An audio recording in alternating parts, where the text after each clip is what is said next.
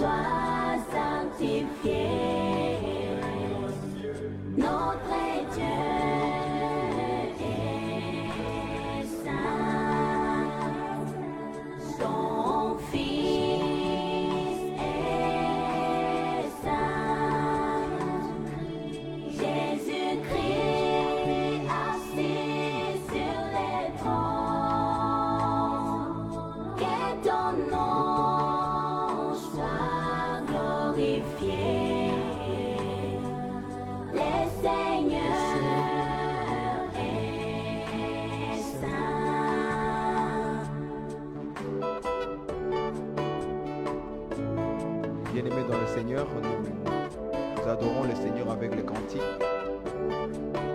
et nous allons commencer notre moment d'enseignement et d'exhortation. Que le Seigneur vous bénisse de votre présence en ce jour, encore une fois le vendredi.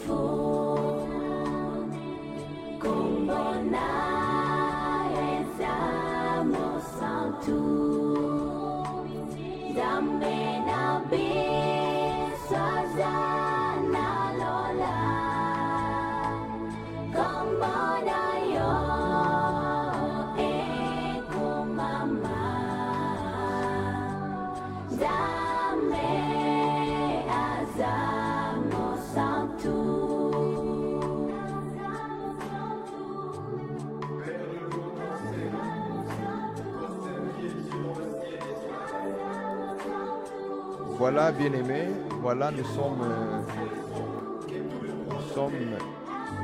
en direct. Que Dieu vous bénisse de votre présence aujourd'hui. Que Dieu vous bénisse de votre présence aujourd'hui. Que Dieu soit loué, que Dieu soit loué, que Dieu soit loué. Merci Seigneur. Nous allons prier le Seigneur qu'il puisse nous assister par son esprit, par l'esprit de Jésus-Christ, qu'il soit au milieu de nous pour nous accompagner encore une fois dans cette moment d'enseignement et d'exhortation. Seigneur, notre Dieu de gloire, nous te disons merci encore une fois ce vendredi le 20 janvier 2023.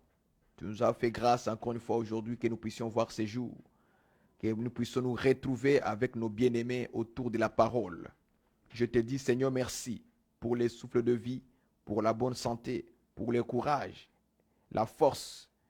Toi qui nous remplis de puissance et de force en parole et en acte, en œuvre, nous te disons merci car tout cela ne vient que de toi. Merci pour ton peuple, pour tes enfants, tes serviteurs, tes servantes qui nous suivent en ligne pour l'édification de tout à chacun de nous. Nous te disons merci, mon Dieu, mon roi. Toi qui fais de nous être humbles. Seigneur notre Dieu, nous te bénissons pour l'exhortation, l'enseignement de ces jours. Seigneur, toi qui nous sanctifies, sanctifie-nous tous encore une fois par ta vérité, car ta parole est la vérité. Tu veux que nous soyons saints et que nous marchions et ayant une conduite sainte. Seigneur, fais que ta puissance puisse agir dans la vie de tout à chacun de nous, en commençant par les serviteurs de Dieu jusqu'aux fidèles. Merci mon Dieu, mon roi, car Seigneur, toi seul es capable à nous sanctifier, à nous purifier par ta parole. Merci mon Dieu, mon roi. Merci Seigneur pour tous tes bienfaits. Merci pour le miracle, des prodiges, des dons qui se manifestent au milieu de nous tous, Seigneur. Te disons aussi merci au Dieu de grâce. Sois béni pendant ces moments, que ces moments soient encore des moments d'édification. Que ce soit un moment que tu vas nous reprendre, soit un moment que tu vas nous redresser, tu vas nous corriger, tu vas nous amener encore une fois à une autre dimension de la marche, de la conduite de notre vie. Merci Père pour le cœur qui sont pleinement humbles pour écouter, pour suivre, car tu as dit heureux vous qui écoutez cette parole et qui la mettent en pratique. Seigneur, nous sommes heureux. Il y a de la joie, il y a une bénédiction. Seigneur, pour ceux qui écoutent et qui pratiquent. Et ton peuple est là pour t'écouter encore, en fait qu'ils mettent en pratique. Nous te bénissons, Seigneur, pour leurs oreilles que tu as aiguisées, et le cœur que tu les as donné, la foi que tu les as communiquée, la foi de Jésus-Christ. Nous te disons merci, Seigneur. Merci pour ta présence. Amen. Que Dieu vous bénisse, bien-aimés dans le Seigneur Jésus-Christ. Nous voici encore une fois aujourd'hui dans ce partage de la parole. D'ailleurs, nous disons merci à la sœur Esther, qui est ma femme, pour le cantique qui nous bénit. Nous aimerions que le peuple de Dieu soit toujours autour des bons cantiques qui édifient, les cantiques qui amènent à glorifier Dieu, à élever Dieu. Parce qu'aujourd'hui, je vous assure que nous sommes en train d'écouter des cantiques qui sont comme des cantiques de jetons. On se jette dans des cantiques, surtout chez nous au Congo. Au Kenya, en Tanzanie, nous écoutons certaines cantiques en Swahili. Vraiment, nous sommes déçus. Moi, avec ma femme, quand on examine cela par la parole, on se dit vraiment, nous sommes à côté des cantiques. Aujourd'hui, les cantiques pour adorer le Seigneur, ça devient rare. On trouve que des cantiques où la sainte doctrine n'est pas visuellement vue. Vous voyez? On ne voit pas vraiment la sainte doctrine visuelle dans les œuvres. On ne voit pas la sainte doctrine. Mais quand on écoute les paroles que ces gens font, vous attendez que les cantiques des jetons. Un pasteur fait sortir un cantique, il jette des jetons. Alors on se pose la question, comment nous les fidèles maintenant chanterons tes cantiques dans l'église? Parce que ton cantique ressemble à un cantique des jetons. Tu es en train de parler des gens en code. Et puis il dit que Zambia Pambolinga. Mais Bango Kuna Bazo Sala G. Ils sont en train de faire des jets. Mais ils jettent un jeton. Mais c'est dans un cantique soi-disant de Dieu pour glorifier Dieu. Il dit que Dieu agit à moi. Je prospère. Mais les autres là-bas sont en train de comploter. Bazo comploter pour Nanga. Babo Manga. Tu vois, il fait des complots pour me tuer. Mais qui? Des jetons. C'est ça les cantiques d'aujourd'hui. Des cantiques où on vous dit, Dieu, il faut que tu tues mes ennemis. Mes ennemis verront la gloire. Dieu va m'élever. Est-ce que vous voyez ça? Ce sont des cantiques qui glorifient la chair. Ça ne glorifie pas Dieu. Ce n'est pas comme dans les années passées où il y avait des cantiques où on faisait qu'adorer et glorifier Dieu. Les cieux proclament la gloire est du ressuscité. Vous voyez, ce sont des cantiques qui ne font que glorifier le ressuscité, qui est Christ et Jésus, l'agneau de Dieu, qui a été immolé. Aujourd'hui, les cantiques deviennent rares. De tels cantiques, comme dans l'ancien temps où les gens passaient les cantiques seulement, ils écrivaient, jusqu'aujourd'hui, ils écrivaient les cantiques du salut, le cantique de ceci, et où les gens, ils chantaient humblement avec un cœur sincère devant Dieu. Aujourd'hui, nous avons des cantiques. Notre génération, nous devons beaucoup plairer. On doit beaucoup plairer par rapport à cet aspect des cantiques, des chansons que nous écoutons sur YouTube et partout. Il y a vraiment des foules de gens qui font maintenant sortir des cantiques. Moi, avec ma femme, parfois, ça nous fait rire. Chaque jour, les gens sortent des cantiques. De nouveau, 4K. C'est grave. Que Dieu aide notre génération. C'est notre prière que Dieu puisse aider notre génération.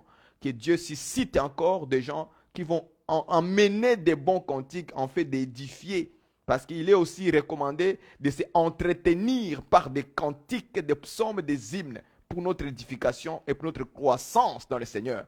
Nous allons prier que Dieu puisse susciter des hommes, des femmes qui ont ces dons-là d'écrire, de composer avec l'Esprit de Dieu en eux, des cantiques, des mélodies qui vont amener à glorifier le Seigneur notre Dieu.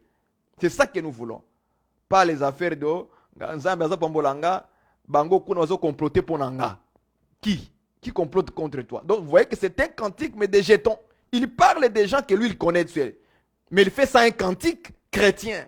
Et on appelle ça, moi j'appelle ça cantique de la chair. Que Dieu nous aide notre génération.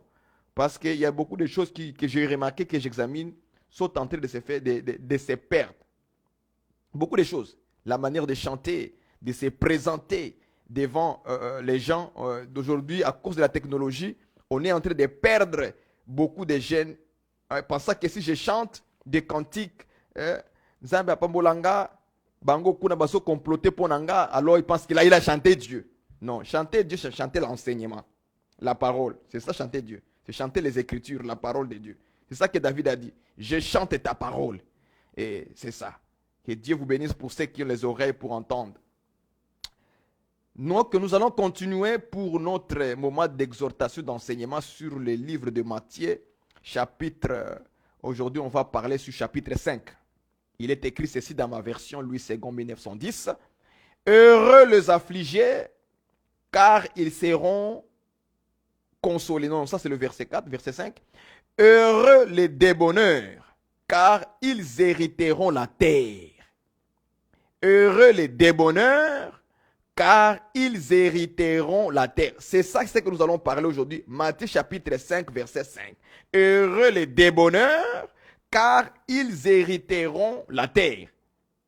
Avant de commencer, je vais encore répéter ce que j'avais déjà dit, que toutes les béatitudes que le Seigneur est en train de mentionner dans Matthieu chapitre 5, en commençant au verset 3 jusqu'au verset 12, nous, on a tiré seulement 5. Depuis le lundi jusqu'au vendredi, on a pris seulement 5 béatitudes. C'est tout ce qu'on a pris. Mais il y avait à peu près 8. Nous, on a pris seulement 5. Et dans chaque béatitude du Seigneur, il y a une bénédiction qui se suit. Vous vous rappelez? Je dis, il y a une bénédiction. Il y a une promesse que Dieu dit. Les affligés, ils hériteront la consolation. Les débonneurs aussi, ils hériteront la terre. Ceux qui ont faim et ceux qui ont soif de la justice, ils seront rassasiés. Les miséricordes de Dieu, ils obtiendront la miséricorde. Ceux qui ont le cœur pur, ils verront Dieu. Vous voyez? Donc, ceux qui procurent la paix, ils seront appelés fils de Dieu. Donc, dans chaque béatitude, il y a une promesse qui se suit. Et tout ce que le Seigneur est en train de dire dans ces paroles, dans ces enseignements, ok? Ce sont des choses vraies et certaines et ils vont s'accomplir certainement. Certainement. Ça s'accomplira. Parce que c'est le Seigneur qui l'a dit. Exactement. Heureux les débonneurs, car ils hériteront la terre. Vous voyez? C'est-à-dire que la promesse pour les débonneurs, c'est hériter la terre. Maintenant, avant d'aller plus loin, nous allons un peu sculpturer les autres versions. Qu'est-ce qu'ils ont traduit par heureux les débonneurs, car ils hériteront la terre. Ça, c'est Louis II 1910 qui dit les débonneurs. Mais il faut d'abord que nous comprenions d'autres versions, quel élément plus facile ils ont utilisé pour que nous puissions comprendre facilement les choses, la pensée de Jésus-Christ. Je prends par exemple la Bible Louis II 21. La Bible Louis II 21, il dit « Heureux ceux qui sont doux, car ils hériteront la terre. » Ça, c'est Louis II 21. Je prends la Bible Semeur. La Bible Semeur, il dit « Heureux ceux qui sont humbles, car Dieu leur donnera la terre en héritage. » En héritage, Dieu va les donner la terre. C'est Dieu qui va les donner ça. La Bible français courant, il dit « Heureux ceux qui sont doux, car ils recevront la terre que Dieu a promise. » Vous voyez ça? Donc, nous comprenons que Louis II, 1910, lui dit « Heureux les débonneurs. » Louis II, 21, il dit « Heureux ceux qui sont doux. » Semeur, il dit « Heureux ceux qui sont humbles. » Français courant, il dit « Heureux ceux qui sont doux. » Donc, nous comprenons que, selon les Écritures, simplement noir sur blanc, quand on parle de débonneur, veut tout simplement celui qui est humble ou celui qui est doux. Donc, heureux ceux qui sont humbles, car ils hériteront la terre. C'est la même chose. Heureux ceux qui sont doux, car ils hériteront la terre que Dieu les a promise. Que le Dieu les a promise. Donc, la promesse des gens qui sont humbles, c'est hériter la terre. De recevoir la terre comme héritage. Je ne sais pas si vous me comprenez jusque-là. Donc, dans la Bible, quand vous lisez soigneusement les béatitudes du Seigneur, comment il parle, pauvres en esprit, affligés, les humbles, ceux qui ont faim et soif de la justice, miséricorde de Dieu, ceux qui ont un cœur pur, ceux qui procurent la paix. Vous allez voir que tous ces aspects-là, c'est un état d'esprit. C'est un état d'esprit. Donc, ce sont les humbles, ce sont ceux qui ont le cœur doux, ou ceux qui sont doux, qu'ils obtiendront, qu'ils hériteront la terre, comme la promesse que Dieu les a faite. Est-ce que vous me comprenez? Ce sont ceux qui sont humbles et doux, qui hériteront la terre. Tu n'es pas humble, tu n'es pas doux, tu n'hérites pas la terre, comme la promesse de Dieu. Je vous ai dit que la plupart des gens, ils cherchent à obtenir d'autres choses que de ressembler à Dieu. Dans la Bible, il y a à voir l'image de Dieu, il y a aussi à ressembler à Dieu. Faisons l'homme à notre image, selon notre ressemblance. C'est toute une parole certaine et à bien les saisir, à les comprendre. Ce n'est pas pour rien que ces écritures existent dans la Bible. C'est pour que nous sachions comment nous devons marcher avec Dieu, comment nous devons vivre avec le Seigneur. Quand nous lisons les Écritures, nous devons nous voir d'abord nous-mêmes. Nous devons nous voir nous-mêmes. C'est ça qu'on appelle la méditation des Écritures. C'est d'abord se voir soi-même. Tu te vois dans la parole. Tu lis, tu te vois toi-même. Tu te vois. C'est ça l'examination. Examinez vous-même si vous êtes... C'est ça. Examinez-vous si vous êtes encore dans la foi. La foi, c'est quoi? C'est la parole. La foi vient de ce qu'on entend. Ça vient de la parole. Examinez-vous d'abord si vous êtes encore dans la foi, dans la parole. Parce qu'il y a les gens qui abandonnent la foi, c'est-à-dire abandonnent la parole. Il y a des gens qui ont retourné dans ce qu'ils ont vomi avant. Est-ce que vous voyez ça? Ils sont retournés à l'intérieur, dans le péché encore. Celui-là, il a abandonné la foi. Parce qu'il abandonne la sainte doctrine qui lui interdit de faire ça, ça, ça, ça et ça. Je ne sais pas si vous me comprenez. Donc, ce sont ceux qui sont humbles et ceux qui sont doux. C'est eux qu'ils hériteront en réalité la terre. Tu n'es pas humble, tu n'es pas doux, ben je suis désolé. Tu n'hériteras pas la terre. Peu importe les années que tu as servi le Seigneur dans votre église. Peu importe le temps que tu as pris de rester dans une communauté chrétienne. Parce que Dieu n'est pas dans les communautés chrétiennes.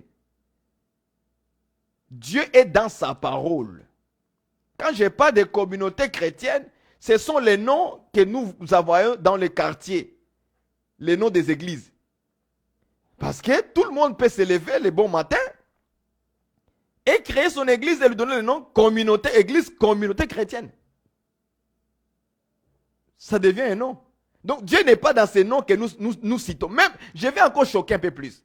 Même l'assemblée des saints. Même l'assemblée des saints. Ce n'est pas un nom.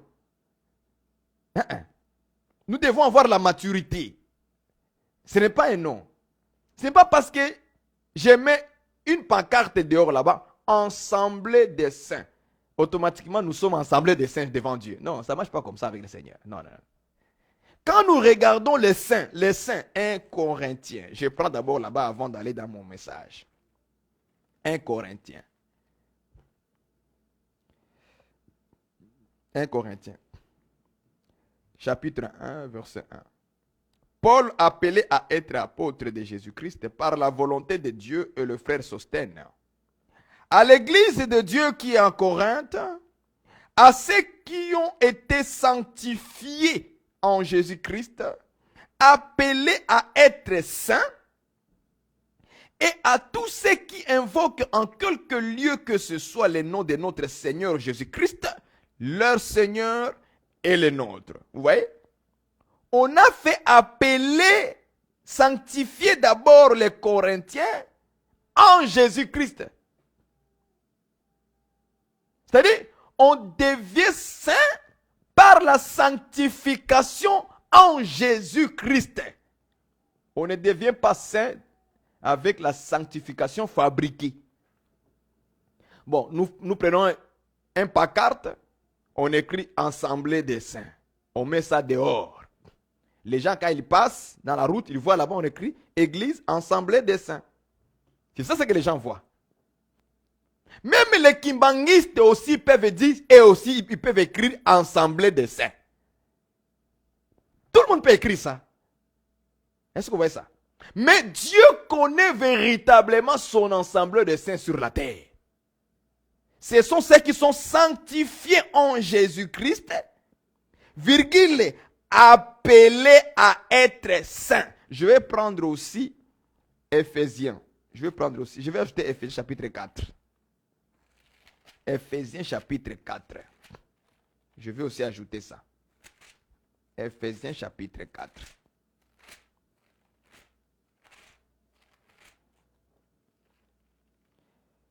Chapitre 4.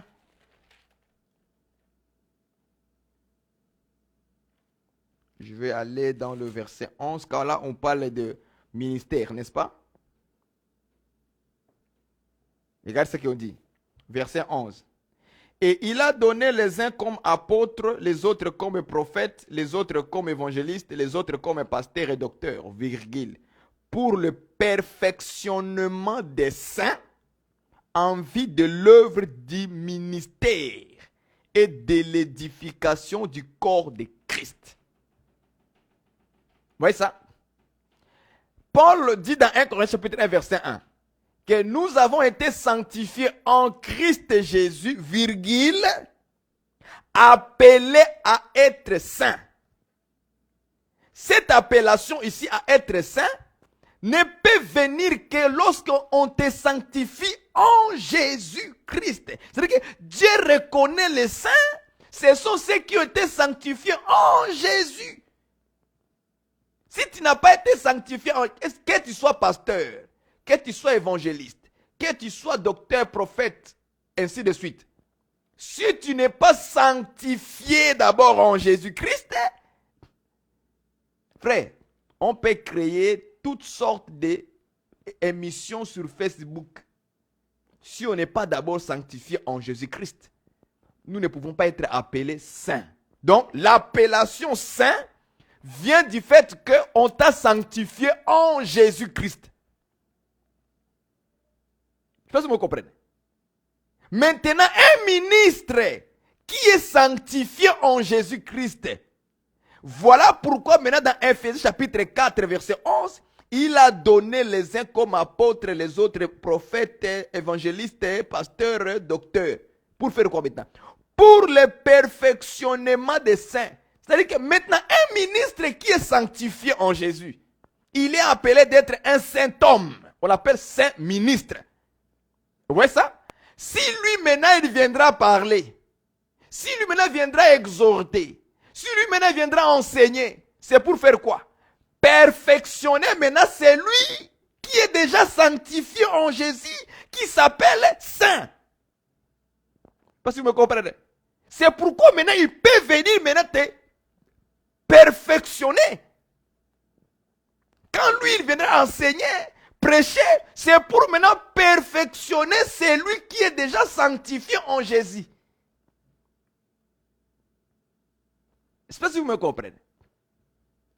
Mais si déjà le ministre qui est là, les pasteurs, l'évangéliste, les docteurs, les prophètes, l'apôtre qui est là, lui-même d'abord, il n'est pas dans la sanctification. Il n'a jamais été sanctifié en Jésus-Christ, dans la parole.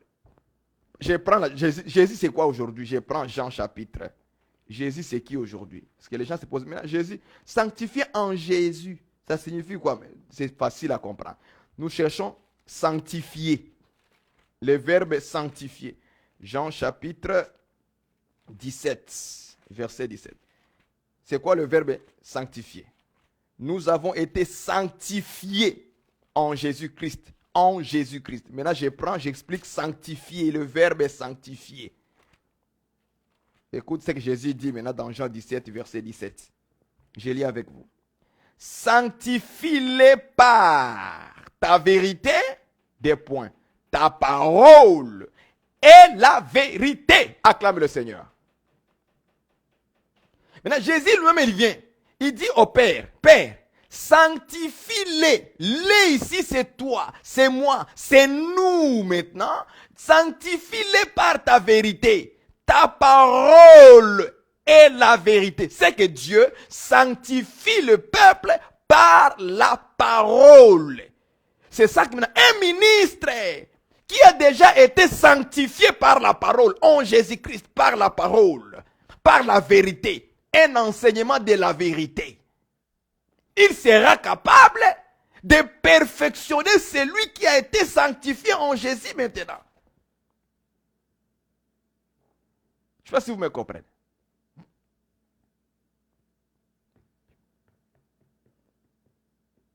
Un ministre qui ne croit pas la doctrine, il ne croit pas ce que Jésus-Christ a dit, il ne croit pas l'enseignement des apôtres, vous croyez que réellement cet homme-là va vous sanctifier?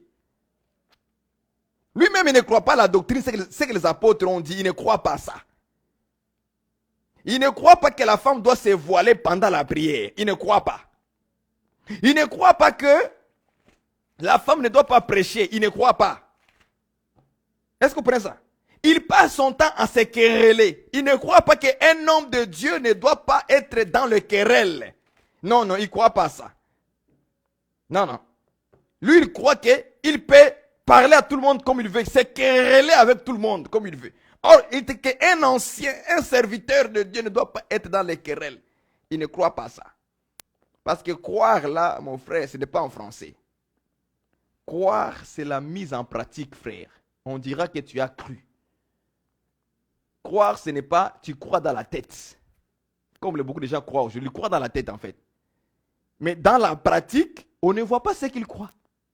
Et on se pose des questions, est-ce que réellement ils croient à ce lui, à ce que lui, il connaît là. Vous allez voir que non, arrêtez, il ne croit pas. Il croit dans la tête. Il s'est fait une illusion, je crois. Je crois. Frère, ma soeur, ne sois pas comme ça. Ne crois pas dans la tête, s'il te plaît. Mon frère, ma soeur, ne croyez pas dans la tête. Croyez en pratique. Parce que quand on dit on a cru, c'est qu'on doit voir les œuvres. On doit voir vivre ce que tu crois réellement. C'est pour ça que parfois vous allez voir les gens, quand on vient les visiter chez lui, il fait semblant de croire. Quand le pasteur vient chez vous, quand il arrive chez vous, vous allumez la télé. Vous mettez les chansons de Dieu. Alléluia. Pour montrer au pasteur ou aux frères et sœurs qui t'ont visité que tu es chrétien, quoi. Que toi, tu crois vraiment que tu pratiques la parole de Dieu. Tu fais semblant de mettre les cantiques de Mike Kalambay. Tu mets les cantiques de tel musicien. Tel que tu mets des louanges. Tu fais semblant devant tout le monde que tu crois. Mais attends que les pasteurs ou les frères qui t'ont visité ces jours-là, qu'ils puissent partir seulement à la maison. Derrière ici, tu écoutes Koffi Olomide, tu écoutes Beyoncé, tu mets Rihanna, tu mets n'importe quoi, tu écoutes toutes des choses chez toi. Mais tu n'as pas cru en réalité. Quand on t'a enseigné l'enseignement sur la musique du monde, qu'un chrétien ne doit pas écouter la musique du monde. Il doit se concentrer à écouter la mélodie du ciel, de louanges, d'adoration. Tu fais semblant comme si tu crois vraiment. Et quand tu es à l'église, pendant qu'on était en train de prêcher ça à l'église ces jours-là, tu disais Amen. C'est toi qui criais Amen, pasteur. Amen. En plus, tu fais un gros Amen comme ça. C'est toi qui faisais cela. Je parle à votre cœur. Ma soeur, mon frère. C'est toi qui disais Amen quand pasteur prêchait contre la musique du monde. Mais là, quand les gens ils sont pas là, mais toi tu prends plaisir maintenant à écouter un peu, tu es chez toi, tu écoutes un peu Rihanna, tu écoutes un peu Beyoncé, tu continues encore, et puis tu dis que tu crois réellement. Vous voyez comment les gens fabriquent. Je parle de la vie des gens. Ça se passe comme ça dans la vie des gens. Ça se passe comme ça, frère.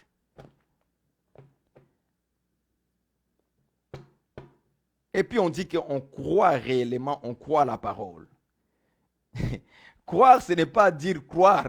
Non, croire, c'est que tu dis, j'ai cru que cette parole est vraie. Je dois me mettre en pratique. Je crois que ce que le pasteur dit, la musique du monde, vraiment, ça suit vraiment nos oreilles et notre vie spirituelle. Même les images de leurs vidéos, quand tu le vois, tu vois que l'impudicité qui est beaucoup plus publiée, les femmes moitié nues. Tu le vois, n'est-ce pas? Quand tu écoutes Ferungola, mon frère congolais, c'est à toi que je parle. Quand tu écoutes Ferungola, qu'est-ce que Ferungola va t'amener? Si ce n'est pas des femmes à moitié nues, et puis les caméras, quand ça filme, hein, elle tourne les dos. Elle tourne les dos. Les caméramans, au lieu de filmer le dos, la tête, il vient filmer là où c'est sensible. Là où il y a la sensibilité pour l'homme.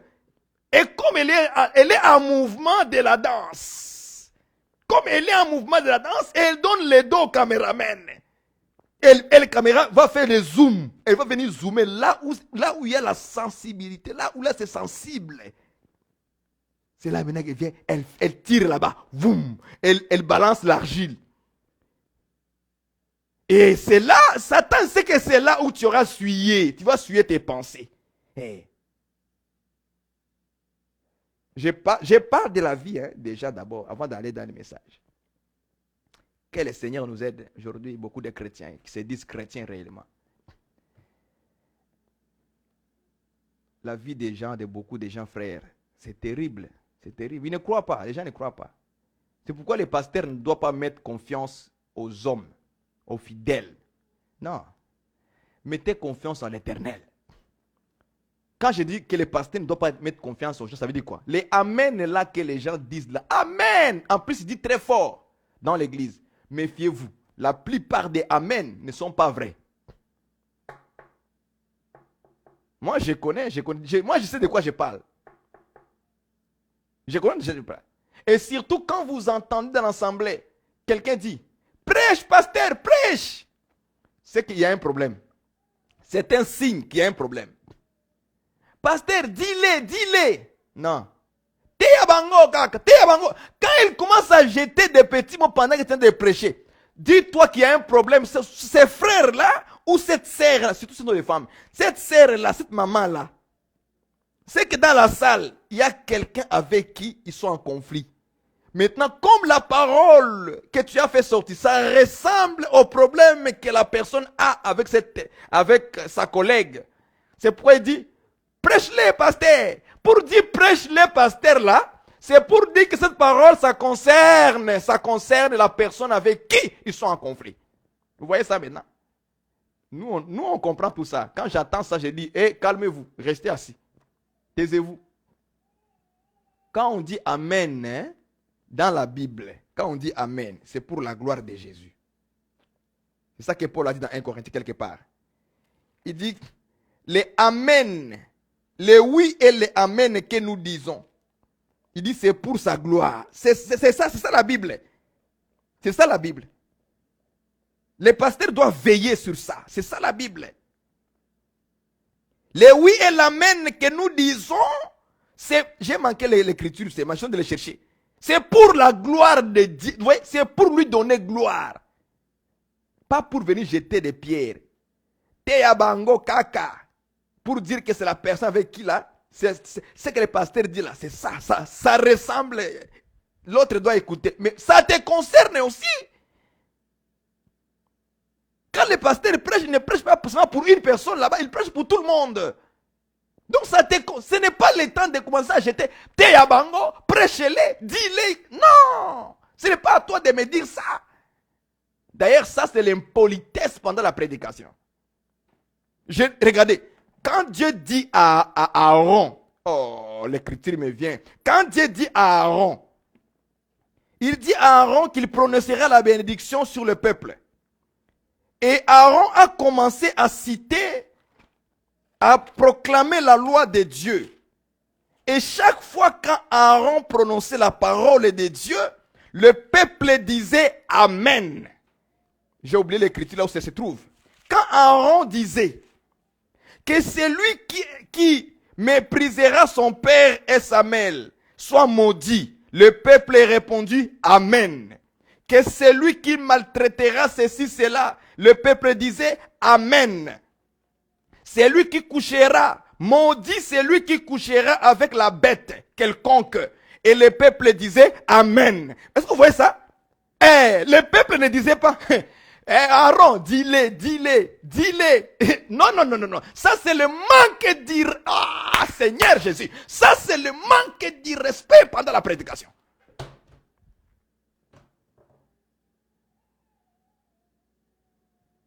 Mais toi, qu'est-ce que tu dis aux gens? Pendant que Aaron est en train de parler, toi tu dis Teyabango. Tu viens, moi quand tu fais ça, j'arrête la prédication. Je vais te poser la question. Maman, as-tu un problème avec quelqu'un dans l'église? Il faut que tu nous le dises devant tout le monde. Parce que dans la sainte doctrine, je n'ai pas vu ce genre de langage pendant la prédication. Pendant que Aaron est en train de parler de la parole de Dieu, de la part de Dieu, nous n'avons pas vu un fils d'Israël se lever disant Teyabango, prêchez-les, dis-les. Non. On disait Amen. Amen. Amen à quoi? À la parole et la loi de Dieu qui a été prononcée. La loi de Dieu qui a été prononcée. Il soit ainsi, Seigneur. Qu'il soit ainsi, Seigneur. Avec beaucoup de respect. Parce que Aaron parle. Aaron, c'est qui? C'est le souverain sacrificateur. C'est le sacrificateur. C'est l'enseignant de la parole. Parce qu'il a été recommandé aux sacrificateurs d'enseigner la loi de Dieu au peuple. Afin qu'il sache distinguer ce qui est bien et ce qui est mal. Aujourd'hui, ce sont les prédicateurs de l'évangile qui maintenant présentent la loi de Dieu, la sainte doctrine, la manière de se conduire. Et toi, tu es là, Teyabango, ceci, c'est là, dis-les pasteurs, prêche-les. Avec les amens fabriqués qui ne donnent même pas gloire à Dieu. C'est quand il y a une parole. Quand il y a une parole qui ressemble à un conflit, c'est là où maintenant tu cries. Amen, pasteur. Un peu plus, il crie fort pour que tout le monde l'entende. Non, non, non, non. Ce n'est pas pour tout le monde. Mais c'est pour son voisin, sa collègue qui est dans la salle. Pour qu'il comprenne, pour qu'il puisse entendre sa voix maintenant. En fait, qu'il se rappelle que cette parole, ça te concerne à toi. On a plein de chrétiens comme ça dans les assemblées. Il faut que ça cesse, cette bêtise-là. Nous disons Amen lorsque c'est la parole. D'ailleurs, même les Amen que nous disons là, parfois, on doit bien les dire avec précision. Parce que même les pasteurs aussi induisent les gens en erreur avec les Amen. Donne-moi Amen. Donne-moi Amen vitaminé. Donne-moi Amen qui bouge les trônes. Tout ça là, ça vient d'où? Ça vient. On n'a pas le respect des dieux. On n'a pas le respect des dieux. Des Écritures. On n'a pas le respect. On s'est dit homme de Dieu qui prêche la voix du Seigneur. Jésus-Christ, c'est l'Apocalypse. Jésus-Christ, il s'appelle Amen. Amen. Quand il dit Amen vitaminé, qu'est-ce que tu veux dire par là? Jésus-Christ, il s'appelle Amen. Attends, je vais te trouver Apocalypse chapitre 2. Je vais te trouver ça. Tu penses que l'Amen, c'est qui? C'est une personne. C'est Jésus. C'est son nom. Il s'appelle Amen. Mais malheureusement aujourd'hui, les gens maintenant prennent les choses de Dieu à la légère. Je prends avec vous Apocalypse chapitre 3. Je m'en vais directement au verset 14. Écrit à l'ange de l'église de Laodicée. Voici ce que dit l'Amen. Le témoin fidèle est véritable. Le commencement de la création de Dieu. Dans d'autres versions, on dit l'auteur. Donc, commencement ici, ce n'est pas commencement, on commence. Non, non, non, c'est pas ça. C'est l'auteur. C'est lui qui est l'auteur. L'auteur de telle chose. L'auteur de la création de Dieu. C'est Jésus. C'est ça qu'on appelle le commencement de la création de Dieu. Donc quand les gens lisent commencement, ils disent, ah, vous voyez, Jésus est le commencement, donc Jésus n'est pas Dieu. Non, c'est pas comme ça qu'on prêche Dieu. Ok? Donc, voici ce que dit l'Amen. Voici ce que dit celui qui dit l'Amen. C'est son nom. Voici ce que dit l'Amen. Or, Amen veut dire ainsi soit-il, qu'il soit fait comme ça, tel que tu l'as dit. Donc c'est Jésus qui est ainsi soit-il, qu'il soit fait comme ça, comme tu l'as dit. C'est Jésus. Donc quand tu dis Amen, donc tu dis c'est Jésus. Qu'il soit fait comme tel, comme tu l'as dit. Donc tu es d'accord avec ça. Nous sommes tous d'accord.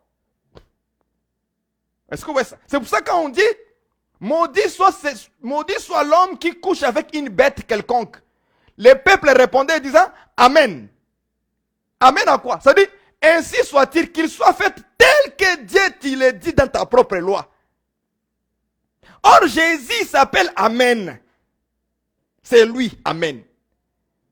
Est-ce que vous voyez ça? Donc ça sera fait selon le Seigneur. Ça veut dire ça sera fait selon le Seigneur, en d'autres termes. Est-ce que vous comprenez? Quand vous lisez Apocalypse, vous allez voir que les 24 vieillards aussi, sur le trône, quand ils adoraient, et ils répondaient, Amen, Jésus-Christ, le Seigneur, ainsi soit-il Seigneur. Ou bien, qu'il soit fait selon ta volonté. C'est la même chose. Qu'il soit fait selon ce que tu as dit. Est-ce que vous voyez ça? Et on le disait avec du respect. Je suis en train d'exécuter cette bêtise, ces petites choses qui passent dans les... sans lesquelles les gens... Ce sont des manques du respect à la parole sans les savoir. Hein. C'est une petite chose. Mais comme on n'a pas de la connaissance bien aiguisée, c'est comme ça, même les prédicateurs induisent les gens en erreur. Donne-moi l'Amen vitaminé. Donc, donne-moi Jésus vitaminé. Donc, Jésus devient vitaminé. Donne-moi un amen qui bouge les trônes de Dieu. Tu as lu ça où? Ayez quand même du respect quand même. Tu as lu ça où? Ayez le respect de Jésus. Même dans l'amen, ayez le respect de Jésus. Respectez-lui. Respectez-lui. C'est très très important pour votre vie spirituelle. Cela prouve que vraiment vous avez de la crainte de Dieu. Je ne pourrai jamais, moi, venir ici vous dire, donne-moi amen vitaminé, donne-moi amen qui va bouger les troncs. Est-ce que c'est un vouloir de l'homme qu'on dit amen? Est-ce que c'est le vouloir du prédicateur? C'est le vouloir de qui? Quand il écoute, ah, ça c'est les paroles de Dieu. Je dis amen. Je vais aller encore plus loin, je vais aller un peu plus loin. Même quand nous racontons des histoires, vous voyez, quand on est en train de prêcher, quand on est en train de prêcher, on donne des exemples de la vie, ma propre vie. Je peux donner un exemple de ma propre vie. Voilà, moi j'étais comme ça. Non. Ok? Quand on est en train de dire nos histoires d'exemples, on ne peut pas dire amen. Normalement, on ne peut pas dire amen. Amen, on le dit simplement quand c'est la parole de Dieu. Normalement. Si vraiment on veut respecter ça comme ça, on doit seulement dire, quand on lit la parole de Dieu, par exemple, on dit Psaume 78, verset 27. Il fit pleuvoir sur eux la viande comme la poussière, et comme les sables des mers, les oiseaux zéyés. Là, on doit dire Amen. C'est la parole de Dieu, n'est-ce pas? Mais quand moi je commence à expliquer la parole de Dieu, et je donne des exemples de ma vie, et puis je dis Amen. Mais l'exemple de ma vie n'est pas forcément la parole. Non, ce n'est pas la parole de Dieu. Mais nous disons l'Amen par rapport d'abord aux Écritures, à la parole même de Dieu, là. C'est ça qu'on doit dire Amen. Est-ce que vous comprenez ça? Maintenant, quand je témoigne les merveilles de Dieu, je dois dire gloire à Dieu. C'est ça que je dois dire, c'est différent. Maintenant, quand je dis Amen à mon témoignage, tu dis Amen. Tu dis Amen par rapport à quoi? Qu'il soit fait comme ça? Ainsi soit-il? Non. On doit dire gloire au Seigneur. Pourquoi? Parce qu'il m'a délivré. Il m'a aidé dans ceci. Il a accompli un miracle. Je n'enfantais pas.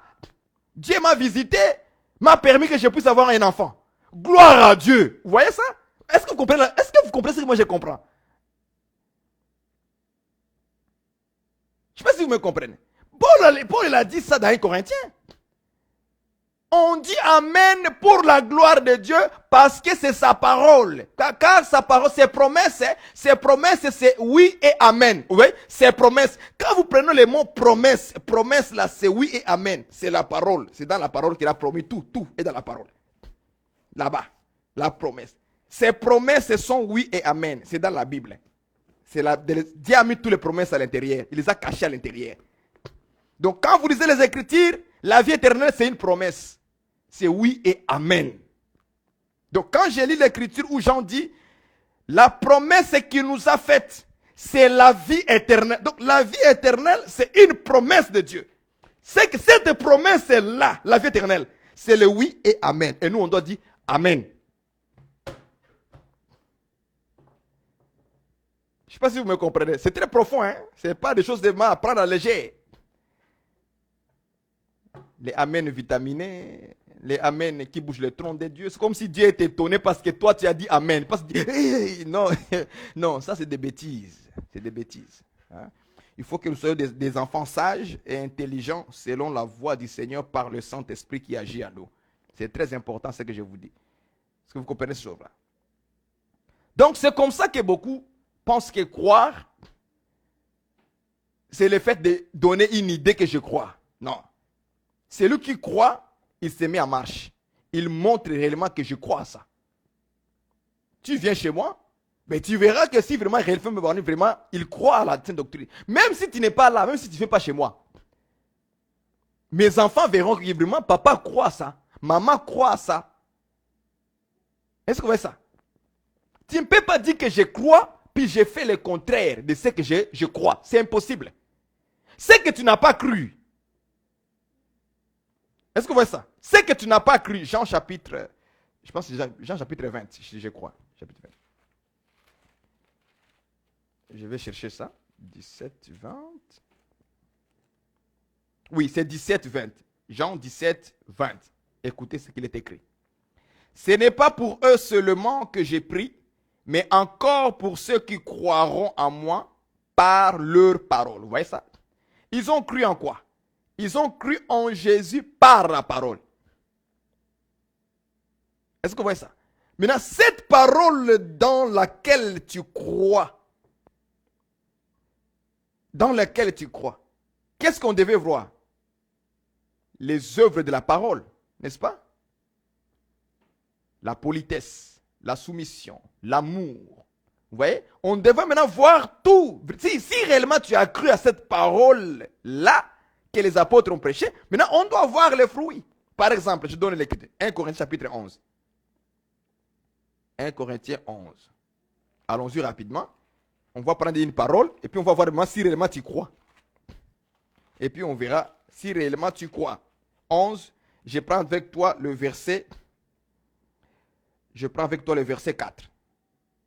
Tout homme qui prie ou qui prophétise la tête est couverte déshonore son chef. Toute femme, au contraire, qui prie ou qui prophétise la tête non voilée déshonore son chef. C'est comme si elle était rasée. Vous avez vu ça? Est-ce que tu crois en ça? Hein, ma soeur? Mon frère, toi tu pries avec la tête voilée. Et la Bible te dit, tout homme qui prie ou qui prophétise la tête couverte déshonore son chef. Mais toi tu pries avec un petit chapeau que tu as pris en Israël. Hein? Tu pries avec quelque chose sur toi. Tu crois réellement? Tu ne crois pas. Est-ce que tu crois que Christ est ton chef? Alors si Christ est ton chef, il mérite l'honneur. Et cet honneur-là, Paul ici l'a mis dans la prière.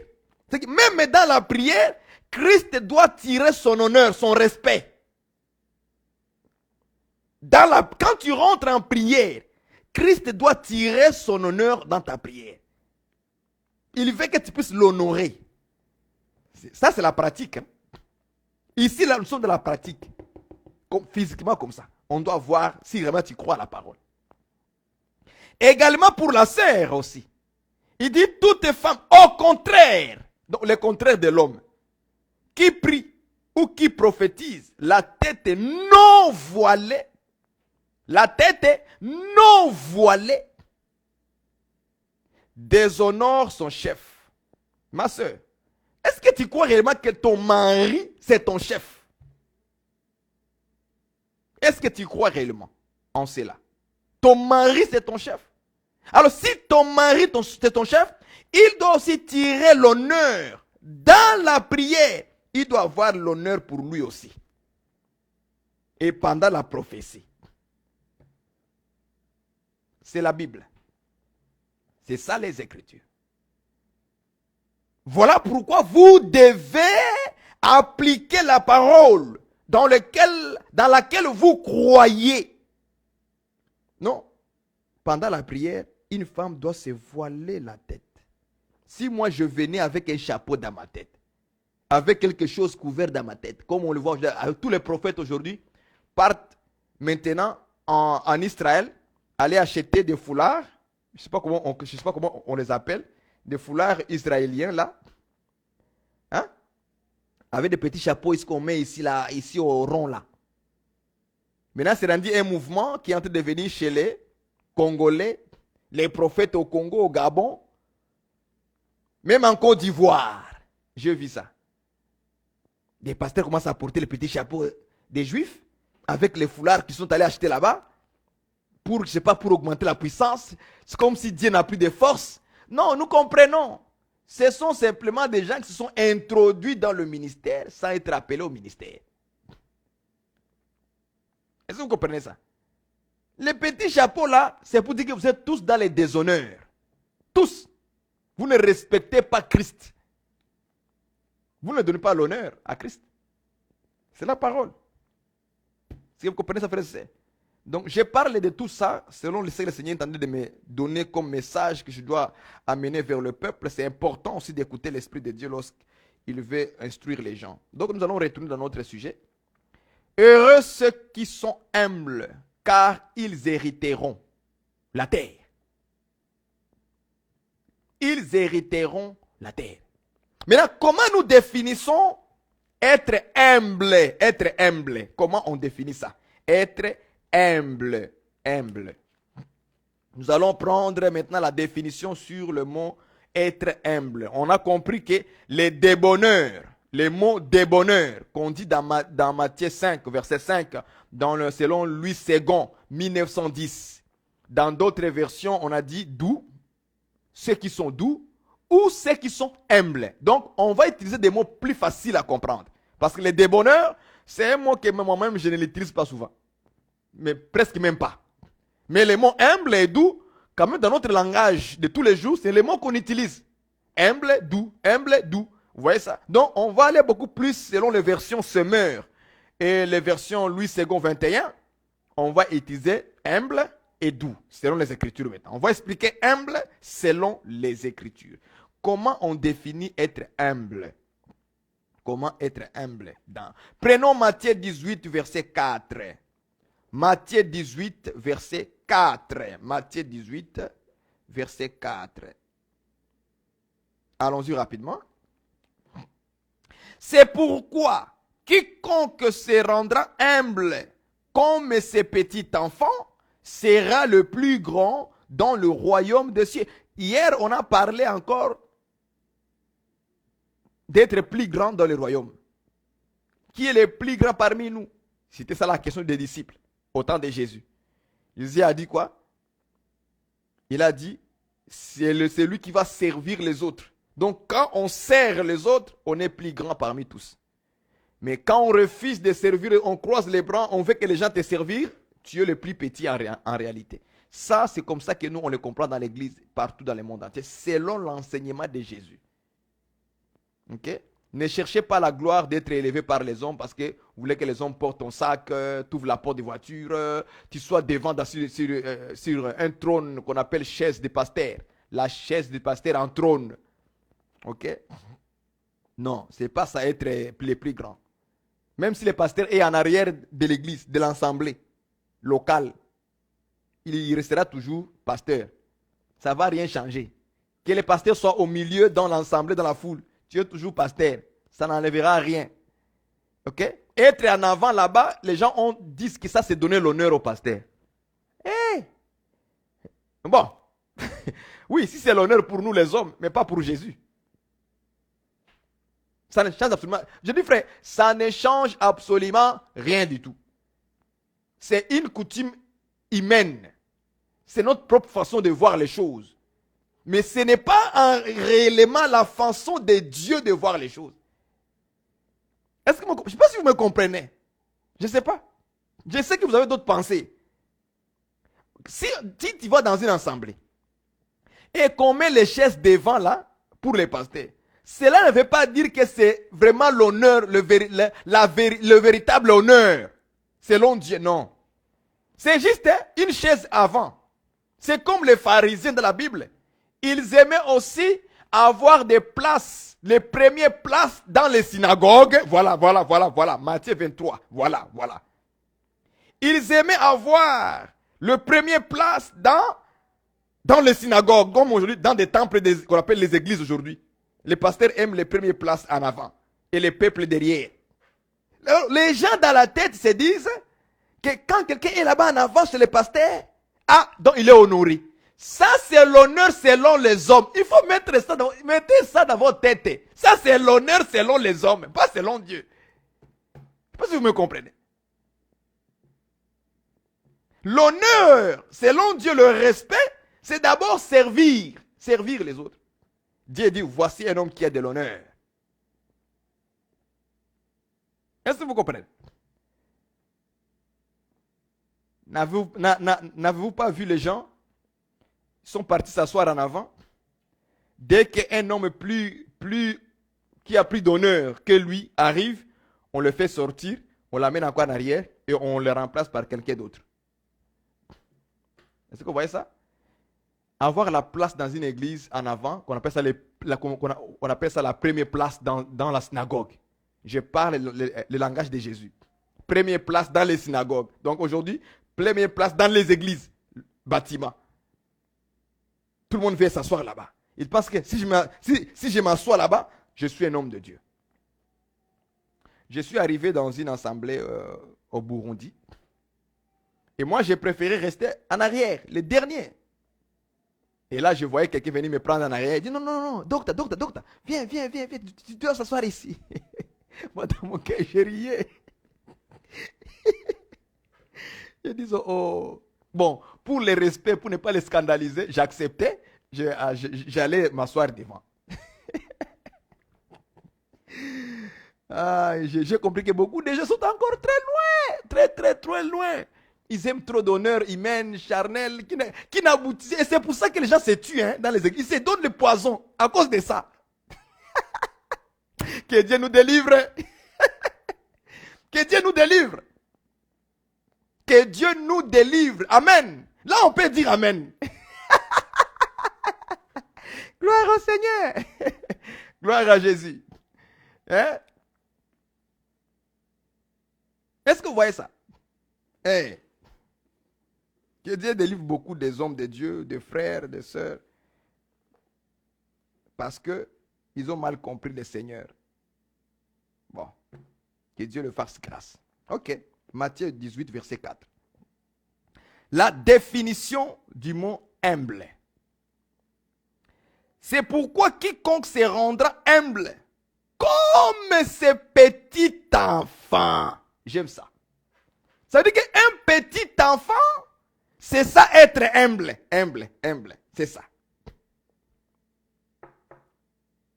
C'est la définition. C'est-à-dire être un petit enfant, Jésus, c'est ça être humble. Donc, heureux le petit enfant, car ils hériteront la terre.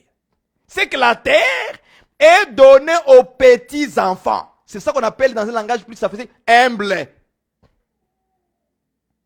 Humble.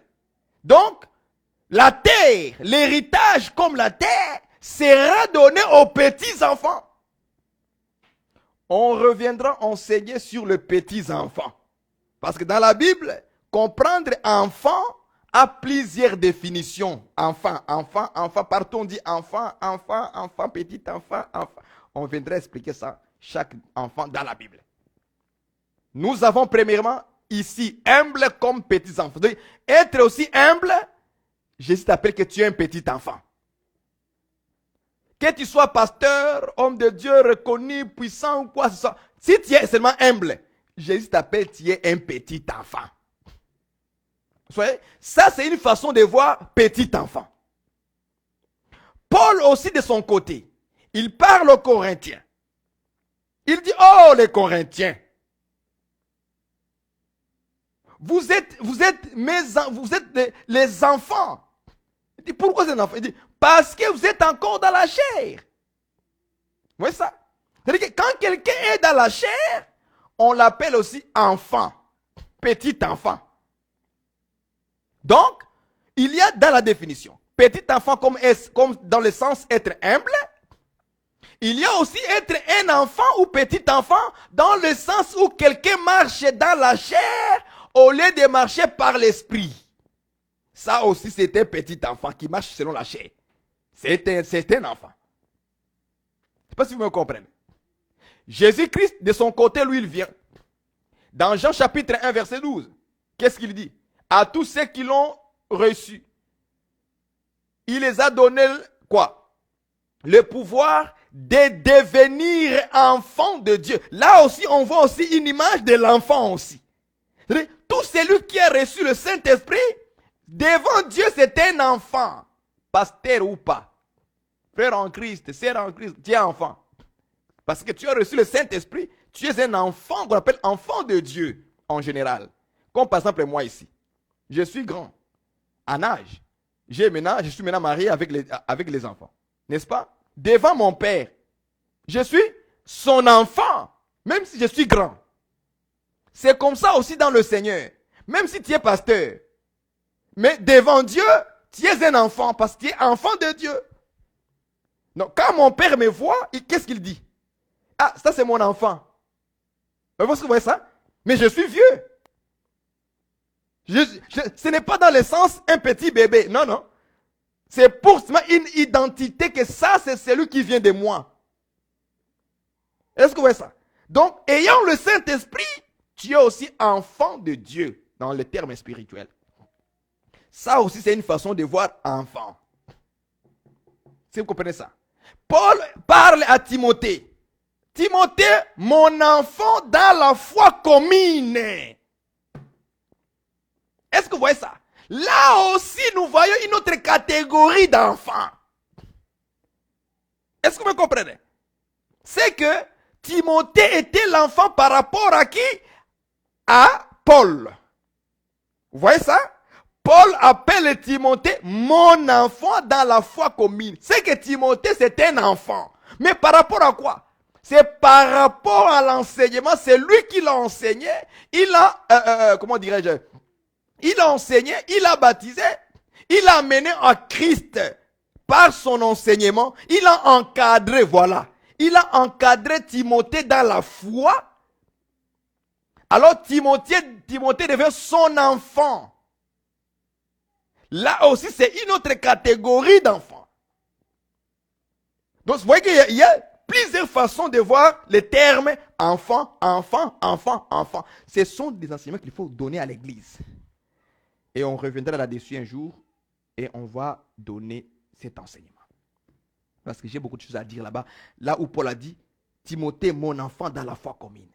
La foi que Paul avait, c'est la même foi que Timothée aussi avait. Voilà pourquoi on dit commune, foi commune. Quelle foi? La foi de Jésus. Qui était en Paul, c'est la même foi qui était aussi en Timothée. Donc tous les deux, ils n'avaient qu'une seule foi. La foi de Jésus-Christ. Comme Paul a engendré Timothée, Tite et Philémon, il les a appelés toutes les trois mon enfant. C'est que là aussi, il y a aussi une façon de voir le terme enfant. Donc quelqu'un qui t'a engendré dans le Seigneur, il t'a encadré, il t'a nourri, et il continue à te nourrir jusqu'aujourd'hui, il peut t'appeler que tu es son enfant. Mais l'enfant dans la foi maintenant, dans la foi commune, ce n'est pas en dehors de ça. C'est par rapport à l'enseignement qu'il t'a communiqué. Il a le droit de t'appeler, ça c'est mon enfant. Comme Paul a fait avec Timothée, avec Tite et à Philémon. Ça aussi c'est une façon de voir l'enfant. Mais il y en a d'autres qui sont enfants par rapport à la chair. Donc, ce sont des enfants ce sont des frères et sœurs qui sont encore charnels. Et aussi on va les appeler les enfants. Les gens qui sont encore au lait, des paroles faciles, et il faut qu'on les prêche avec des paroles beaucoup plus faciles. Quand ils prêchent les choses difficiles, il ne comprend pas, il commence à parler beaucoup. Comprend que c'est un enfant, il est encore au lait.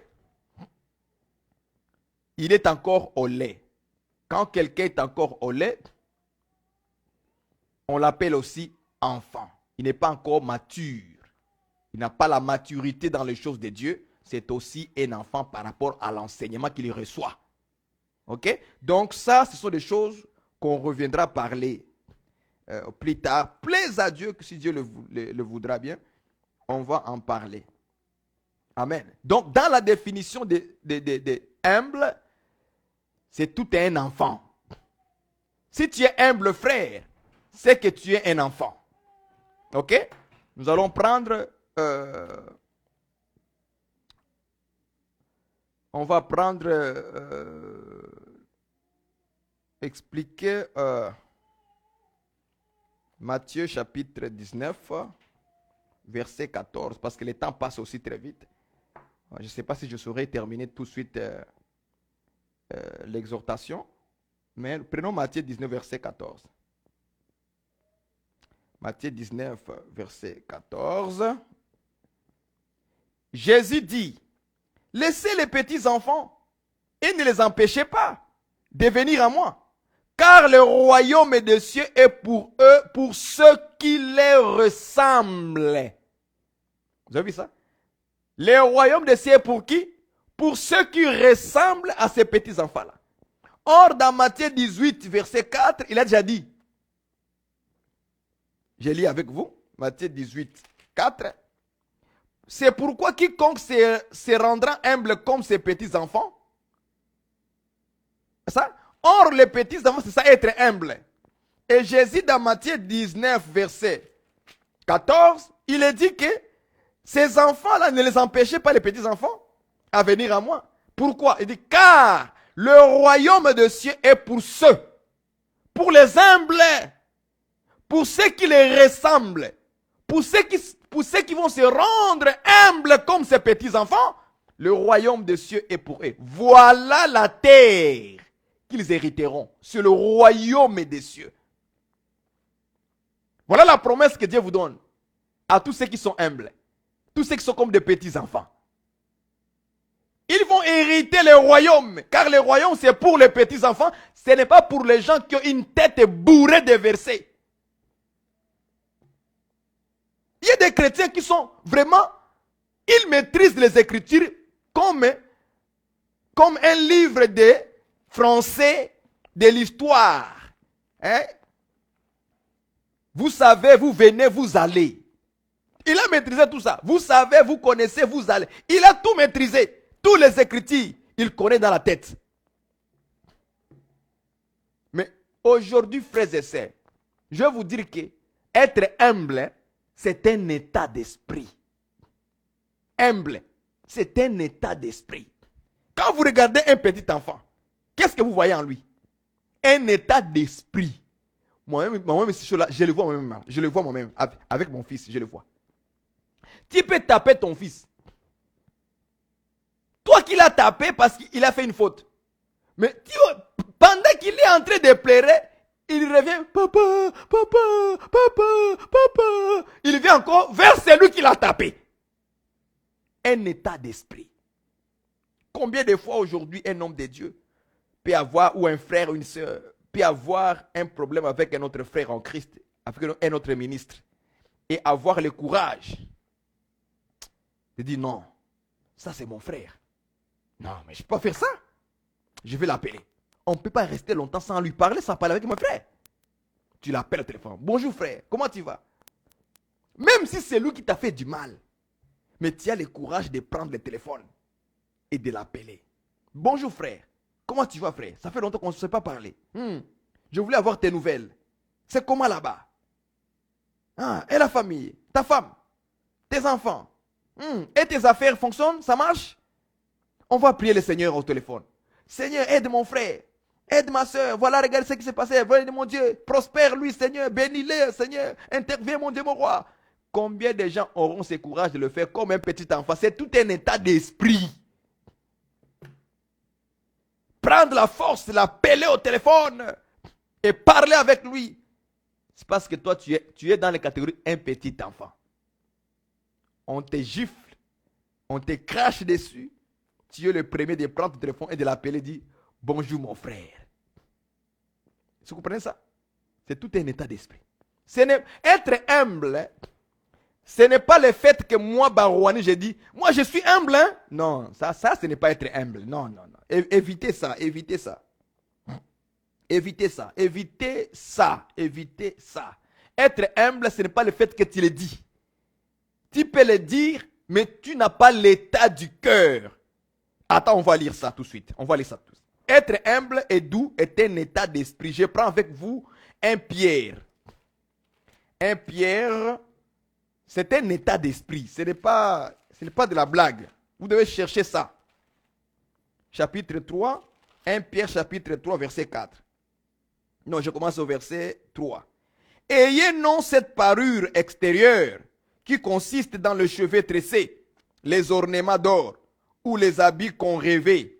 Mais la parure intérieure est cachée dans le cœur. La pureté incorruptible d'un esprit doux et paisible. Hier, on a parlé de la paix, paisible, un esprit. Même la paix, c'est tout un état d'esprit. C'est un état d'esprit. C'est ça Pierre dit. Il dit, c'est la parure intérieure. Dans d'autres versions, on dit, c'est la parure ornement dans l'homme intérieur. Ici, quand on dit parure intérieure, Dans d'autres versions, on dit l'homme intérieur. C'est un homme qui est à l'intérieur, qui n'est pas à l'extérieur. Parce qu'il y a un homme extérieur qui est le corps. Il y a un homme intérieur qui est toi, ton âme. C'est ça qu'on appelle l'homme intérieur. Et caché dans le cœur, virgule, la pureté incorruptible d'un esprit doux et paisible, la paix. Hier, on a parlé de la paix. Ce qui procure, répandent autour d'eux, la paix. Même la paix, c'est tout un état d'esprit. C'est pourquoi tu vas voir que certaines personnes ne sont pas capables de répandre la paix là où ils passent. Parce qu'ils n'ont pas cet esprit-là de paix. Quelqu'un qui a reçu l'évangile, qui a reçu Christ comme la paix, parce que Christ aujourd'hui, c'est le Saint-Esprit dans l'homme, dans la femme, dans la servante et dans le serviteur. Quand il vient à vous, il vient aussi avec la paix. Pour que tu puisses propager autour de toi, de ton environnement, la paix. Exactement aussi pour la douceur. Être doux, c'est aussi un état d'un esprit. Qu'est-ce que je peux dire d'autre ici, frères et sœurs? Humble. Un petit enfant. Sommes-nous des petits enfants face aux ces écritures que nous lisons, noir sur blanc? La définition. Quiconque se rendra humble comme des petits enfants sera le plus grand. Ah, nous comprenons qu'être aussi plus grand dans le royaume des cieux ce jour-là, il faut être aussi un petit enfant ayant l'humilité, humble.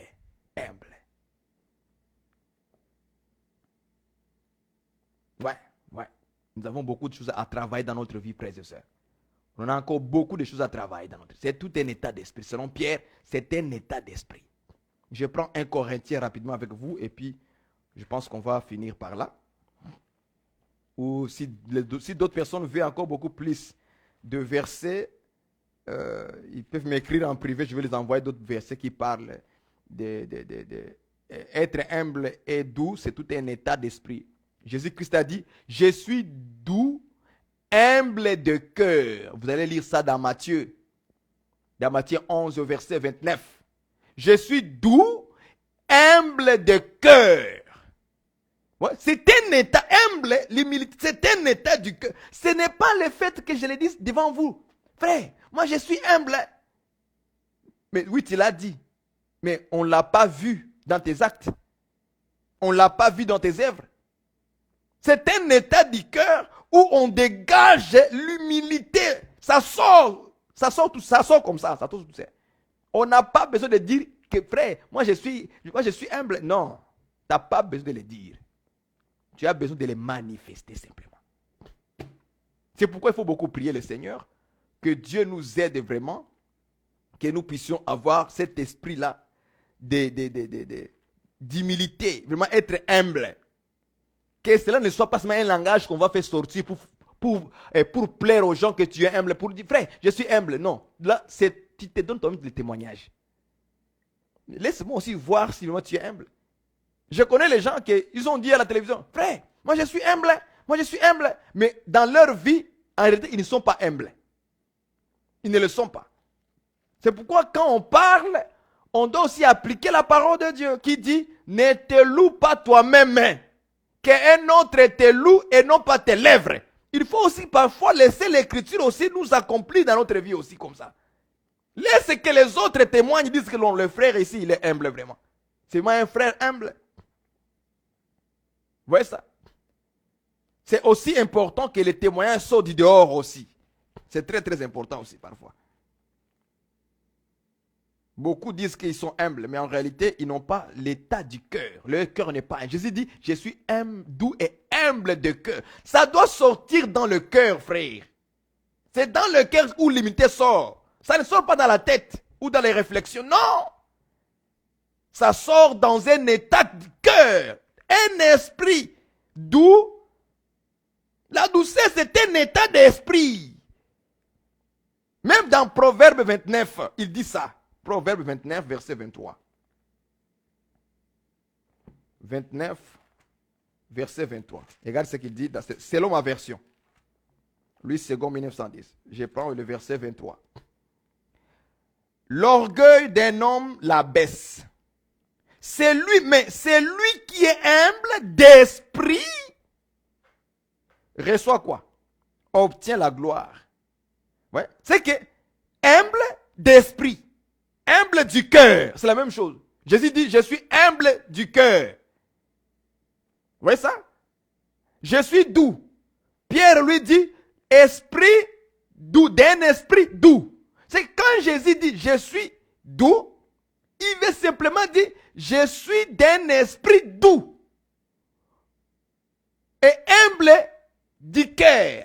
Ou bien selon Proverbe 29, verset 23, il dit, humble d'esprit. Donc on peut comprendre que ce que Jésus avait dit, humble du cœur, veut simplement dire, ça veut dire aussi, humble d'esprit. C'est la même chose. Vous voyez ça? Donc c'est un état du cœur, un état d'esprit. Vous ne pouvez rien faire sans votre cœur, frère.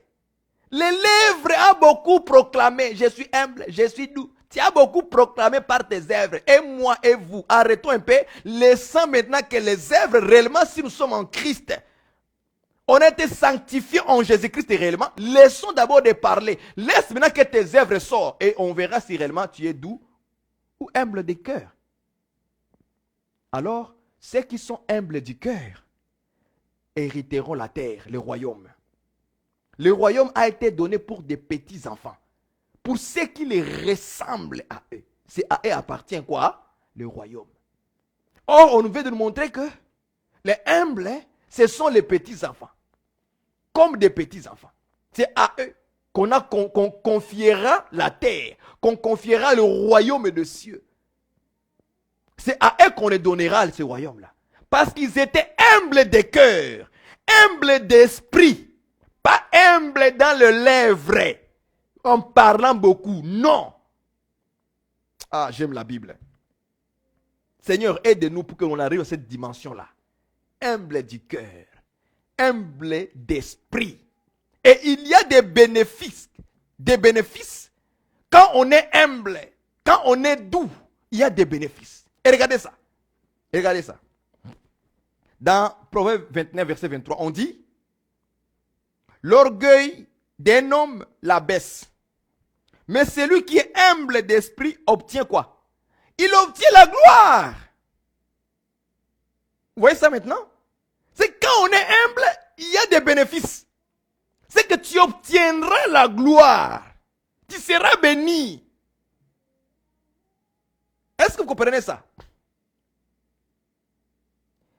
Et je pense que c'est Jacques, on va lire Jacques, je crois. C'est lui qui dit ça. Il dit que Dieu résiste aux orgueilleux. Mais il fait grâce aux humbles, ils obtiendront la grâce de Dieu. Donc il y a des bénéfices quand on est humble du cœur, humble d'esprit, frère. Que Dieu nous aide dans notre génération. Que nous trouvons ces genres de... Les apôtres ont enseigné... J'ai vu des écritures où les apôtres, ils ont passé le temps à conseiller. J'en ai écrit, il y en a plein de versets. Plein de versets. Ils nous incitent à être doux, à marcher dans la douceur, à reprendre dans la douceur. Ils ont enseigné beaucoup de versets en parlent. Beaucoup de versets en parlent. Beaucoup de versets en parlent. Mais les gens, ils ne se soucient pas de ça. Et ils se soucient de ressembler à être des millionnaires. Ils passent le temps à chercher des prédications, comment devenir riche. Comment gagner le monde. Comment être millionnaire. Comment faire les affaires avec Dieu. Les affaires là, les business, hein, vendre les choses avec Dieu. De telles prédications, il va aller les écouter. Mais il ne cherche pas les écritures où on les incite à être doux, à être doux d'esprit, à être humble de cœur, à reprendre avec douceur, à vivre dans la douceur, à vivre dans la douceur. Tout ça là, et ça ne les inquiète pas. Tout ce qui les inquiète, c'est de devenir millionnaire. J'ai vu une publication sur Instagram d'un homme de Dieu, j'éteins son nom. Il est en Europe là-bas. Et dans cette publication, qu'est-ce qu'on écrit? On écrit comment gagner des millions avec Dieu. Et sur la photo, on met les signes des héros partout. Les héros partout. J'ai essayé de lire un peu les descriptions qu'il a mis sur sa photo. Il dit lui-même que c'est possible de gagner des millions d'euros avec Dieu. Venez écouter-les. J'ai dit, ah bon? J'ai écrit à cet homme-là, sur sa page, j'ai dit, j'aimerais parler avec le pasteur tel, s'il vous plaît. Je l'ai même écrit en privé, je le dis, parce que sur Instagram, on peut envoyer un message en privé. Je lui ai écrit en privé que j'aimerais parler avec le pasteur, s'il vous plaît. Parce que j'avais la peine dans mon cœur. J'avais la peine pour les âmes qui vont aller écouter de telles choses. Et il s'est dit qu'il était apôtre. Il s'est dit vraiment qu'il est apôtre. Alors, je lui ai écrit dans la page là, sa page, jusqu'à aujourd'hui je vous parle, depuis ça fait au moins une semaine et quelques jours. Ils ne m'ont pas répondu. Est-ce que vous voyez ça? Ils ne m'ont pas répondu. Donc, c'est ça le message que les gens vous donnent pour que vous puissiez. Ma sœur, je t'invite, je t'en supplie, ma sœur, mon frère qui m'écoute à ce moment. Cherche à être doux. Voilà pourquoi à la maison avec ton mari, tu es tout le temps en colère. Tu n'es pas une femme qui a un esprit doux et paisible. Tu n'es pas humble. Hein, frère, avec ta femme à la maison, tu n'es pas humble. Tu n'es pas humble. Tu n'es pas comme un petit enfant. Voilà pourquoi le royaume ne te sera jamais accordé. L'écriture est claire. Dieu n'accorde que son royaume à ceux qui ressemblent aux petits enfants. Les gens qu'on appelle humbles du cœur. Pas de la tête. Pas parce que tu l'as dit. Non, c'est tout un état d'esprit que Dieu regarde à l'intérieur. Il voit, voici un homme, une femme humble. Et quand il se manifeste, quand il applique les œuvres, vous voyez vraiment en lui. Regardez, parlons un peu de douceur. Regardez ce qui est écrit. Être doux. Paul, un Thessalonicien, regardez la douceur. Il faut manifester les œuvres. Il faut que ce soit manifesté. Humble là du cœur, ça doit se manifester. Humble du cœur doit se manifester. 1 Thessaloniciens chapitre 2, verset 7. C'est Paul qui parle aux Thessaloniciens. Et il dit ceci. Verset 7. Nous avons été pleins de douceur. Pas à moitié. Pleins de douceur. Ça, c'est l'un des ministres qui parle. Nous avons été pleins de douceur au milieu de vous. Point. Il continue. De même qu'une nourrice prend un tendre soin de ses enfants. Vous voyez comment Paul définit être dans la douceur. Vous voyez ça? Il dit, de même qu'une nourrice prend soin de ses enfants, nous aussi nous avons pris soin de vous. C'est-à-dire, prendre soin, c'est ça être dans la douceur. Je ne sais pas si vous me comprenez. C'est comme ça que Paul lui définit être dans la douceur. Donc, ce n'est pas le fait de parler. On parle trop, frère, ma soeur. Je suis venu te dire comme ça. Hein. Ce n'est pas parce que tu as dit quelque chose que tu vas aller au ciel. Non, c'est parce que ton état d'esprit, c'est un état de douceur et d'humilité. Ton cœur est comme ça. Il faut prier Dieu. Dieu, accorde-moi ta grâce. Que je sois humble du cœur et non pas de la tête. Seigneur, aide-moi à marcher dans la douceur tous les jours. Parce que j'ai lu les apôtres. Hein. L'apôtre a plusieurs fois conseillé de chercher la douceur. 1 Timothée. Je m'en vais avec vous. 1 Timothée. C'est chapitre 6, verset 11. Il a conseillé 1 Timothée chapitre 6, verset 11. Pour toi, homme de Dieu, pour toi, servante de Dieu, fuis ces choses. Donc, les premières choses qu'il a nommées là-bas en haut. Et recherche la justice, recherche la piété, recherche la foi, recherche l'amour, recherche la patience, recherche la douceur. Acclamez le Seigneur. Ce n'est pas seulement cette écriture. Il y en a plein que Paul a enseigné les gens de chercher la douceur. Plusieurs fois. Dans Colossiens chapitre 3 verset 12, il dit « Revêtez-vous de douceur ». Même la douceur, c'est tout un vêtement. C'est un état d'esprit. Un état d'esprit. Un état du cœur, frère. Nous devons implorer Dieu de donner ce cœur de douceur. Un esprit de douceur. Qui nous donne un esprit d'humilité. Un cœur humble. Et cela, on le verra dans les actions que nous sommes en train de poser maintenant. C'est un homme doux. C'est une femme douce. C'est un homme humble du cœur. Il est prêt de prendre soin des autres, de le servir, de s'oublier, de faire ceci. C'est ça que nous prions que les dans notre génération. Seigneur, nous savons que toi, tu as toujours les gens qui n'ont pas fléchi devant Baal. Je t'en prie, Seigneur, suscite ces hommes et ces femmes, afin que le monde sache qui sont véritablement tes disciples. Qui sont véritablement les disciples du Seigneur. Il ne faut pas laisser que le monde, Seigneur, puisse gagner à la vie des hommes. Mais donne gloire à ta parole. Donne gloire à ta parole, Seigneur. Donne gloire à ta parole. Et le Seigneur donnera gloire à sa parole.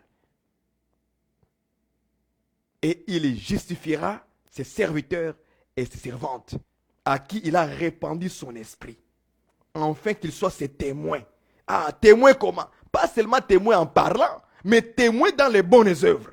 Parce que nous avons été créés en Jésus-Christ pour les bonnes œuvres. Pour être pour ayant un cœur de douceur. Un esprit doux et humble, paisible dans le cœur. C'est pour ça qu'on nous a créés en Jésus. Pour que nous ayons un esprit doux et paisible. Humble du cœur, humble d'esprit.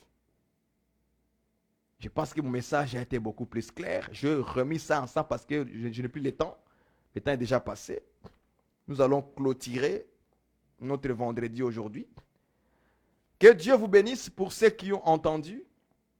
Que Dieu multiplie en vous de la connaissance, bien sûr. Mais j'aimerais aussi dire que Dieu multiplie en vous la pratique véritablement de la parole de Dieu. De vous donner cet esprit de crainte de l'Éternel. Que vous ayez en vous l'amour de Dieu davantage. Mais pas l'amour qui te pousse à te bourrer avec les versets dans la tête. Tu connais tous les versets de la Bible. Mais la pratique est comme ça. Tu ne pratiques que les dimanches aller à l'église.